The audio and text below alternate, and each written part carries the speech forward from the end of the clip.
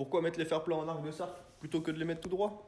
Au début, j'avais pas compris non plus, mais du coup, en fait, c'est logique. Tu vois, par exemple, là, quand tu dessines tes pièces sur l'ordinateur, ils sont tout le temps, par exemple, quand tu as des pièces carrées, et ben toi, tu as des grandes lignes droites dans le sens de la largeur de la table. Cette pièce-là, tu as des grandes lignes droites aussi. Là, tu as des lignes droites, il y a des lignes droites là. Du coup, comme en général, tu ranges bien tes pièces toutes bien droites dans ta tôle, ben, quand tu les coupes, le plasma, quand il coupe un rectangle, et ben, il va te taper des lignes droites dans la table, dans ce sens-là, plus après les arrondis dans tous les sens. Et du coup, ça veut dire que si par malheur, la ligne droite qu'il a coupée, elle tombe en plein sur le fer plat, et ben sur toute la longueur, il va se taper le fer plat en dessous et ça te fait une coupe un peu de merde.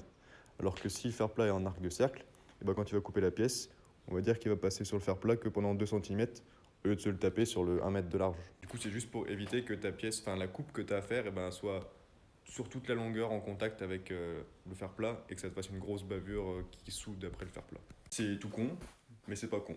Voilà. Après, souvent sur les machines, ils ont des. Au lieu que ce soit des fers plats tout lisses sur toute la longueur, c'est des picots. Du coup, c'est pour que la torche rencontre encore moins souvent les fers plats en dessous pour que ça fasse des éclats dans les pièces. Et ça veut dire qu'il faut que je découpe au plasma les picots et qu'après je mette dans la table. Que là, en fait, j'achète juste des fers plats et je les ai glissés dans les encoches. Allez, tchuss.